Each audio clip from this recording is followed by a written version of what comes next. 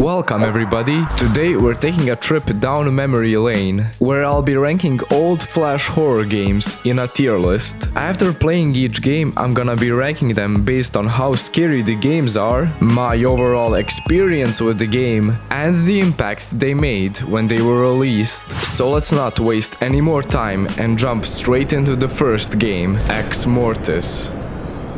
This game is an adventure horror point-and-click flash game created by Ben Leffler. As you explore the house, you come across several mutated bodies. As you slowly piece together the puzzle of the house, you create a bridge allowing this dude and the Exmortis to emerge back into the mortal realm.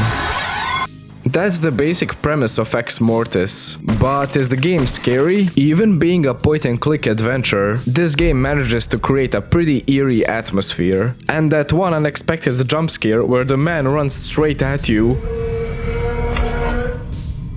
But anyways, I'm gonna have to put Exmortis in A tier. There are two other Exmortis games which are pretty similar. The second one is a lot creepier than the first one. The whole world is basically gone at this point. And also the puzzles got a lot more difficult. Oh shit, it's Sudoku. Barella Nutella cucurella. Barella Nutella cucurella. The second game is a lot more gruesome and detailed with its art, and this weird puzzle in the end, which I tried completing for like 30 minutes. But after completing it, I'd say you get into the creepiest part of all of these games. When that little thing comes running at you, I swear every time I got chills while playing this, even today, so I'll have to put Exmortis 2 into S tier. Scary Maze. Oh, where do I even begin? If you were around during the 2000s, you know about this game. The impact it had on the internet was wild. The game is so simple, you go through this maze and try not to touch the walls. And then when you thought the game got so difficult you can't complete it. Yeah, that happens. All of these internet videos back in the day were so fun to watch. But yeah, even though this is a pretty simple concept for a game, it can still give you a pretty good jump scare. I'm gonna have to put it in S tier. Cellar Door starts with one of the creepiest intros to the game I've ever seen. Just look at her crawling around. This little girl warns you about entities who've entered this world, and the only way to escape is by collecting marbles. But you only had a short amount of time to collect them, and while exploring the hotel, you would have some of the best jump scares these flash games ever made. You literally go around this place exploring and collecting marbles, and you get jump scared in the most unexpected ways. Anyways, on my first attempt, I managed to lose because I ran out of time. But on my second attempt, I managed to beat the game. Even though the story and the gameplay are pretty simple, this game manages to scare me to this day. And with that, I'm gonna have to put Cellar Door in S tier.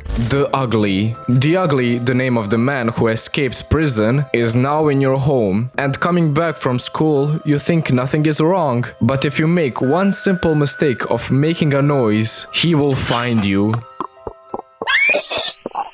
Personally, I haven't played this game when I was a kid, and honestly for the better, there are some pretty gruesome scenes in this game. For instance, you find your father's head in the toilet, and you have to pull out a key out of his mouth to go into a room where you find your mom, and then a scene plays out which I won't show on YouTube. But you find a gun under the bed, and you manage to kill the ugly man. And that's basically the whole premise of the game. I know the point-and-click genre was very popular during this time, but this game had no music, no atmosphere, no bitches. But yeah, in the end, I'm gonna have to put The Ugly into F tier. I've already talked about Dark Cut in my previous video, but if you haven't seen that, Dark Cut basically consists of you operating on patients. The operations can get a bit gruesome, but the difficulty spike on the last operation and the music music in the background made this game scary. There are 3 dark cut games. The second one is a lot more detailed in its art and it's a lot more gruesome. And the third one... We don't talk about the third one. I don't know, but something about this game stuck with me. But the game is not that scary, so I'll have to put it in C tier.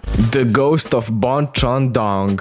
This game is a hood classic. If you were on YouTube during the early days, you saw every YouTuber play this game. I couldn't find the OG version that worked, so I had to play this remastered version. But still, it's pretty amazing. You think you're just reading a simple storyboard, when then, out of nowhere... Yeah, a fucking jump scare in a storyboard, how cool is that? And when she asks where's her baby, you point into a direction just to lead her away. But then she screams, "She's not here!" But yeah, even though this experience is a bit short, I'll still have to put it in S tier, just because the impact it made on me and the whole internet during this period. Darkness is a point-and-click horror game designed by Lot Games. There are 3 games in this series, but I'm only gonna be focusing on the first one. You solve puzzles to try to escape this house, but honestly, some of these puzzles are kinda hard, and there are a few jump scares here and there, but overall, the game is kinda boring, I gotta be honest. And with all of that, I'm gonna put Darkness into D tier, just because it's not an empty point and click game, like it has a few jump scares here and there. Megaphone telephone Gianluigi Buffon. The House. Oh man, this is a proper way to do a point and click horror game. The tension, the atmosphere, like everything is being built up so properly just to hit you with a really loud jump scare. You go throughout this house trying to collect information what happened to this family, and the ghosts in this house are trying to stop you in your tracks. They do not wanna let you know what happened in this house. Oh look, they're matching. The storytelling is actually pretty good. You can kinda piece together yourself what happened in this house. And in the end, the final reveal happens. I'm sorry to God for what... Basically, the mother loved her family so much that she had to end them, to stay with them forever. And that's the story of the house.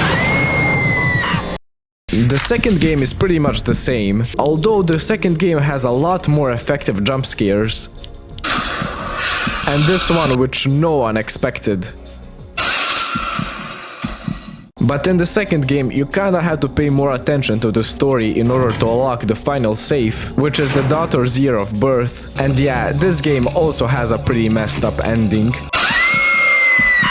But anyways, the first house I'm gonna put it in A tier, and the second one into S tier. I've already talked about divine intervention in my previous video. Like seriously, why haven't you watched it already? Anyways, divine intervention is a game where you play as the priest, who goes down the street killing different demons. You unlock different weapons, fight mini-bosses, and after fighting the grandpa from Happy Wheels, you go on to fight the final boss. And honestly, he can be pretty difficult. Either he sends out this blob to eat you, or just strikes you with lightning. Because yeah, he can do that. Even to this day, this game proves to be a bit difficult. The scare factor basically lingers in the difficulty of this game. And with that, our priest boy goes into B tier. The Purgatorium. This is another point-and-click horror game, where there's nothing much to do really. The imagery in this game is so gruesome. The puzzles are very simple, and in the end you just get caught by a cheap jump scare. Purgatorium goes into F tier.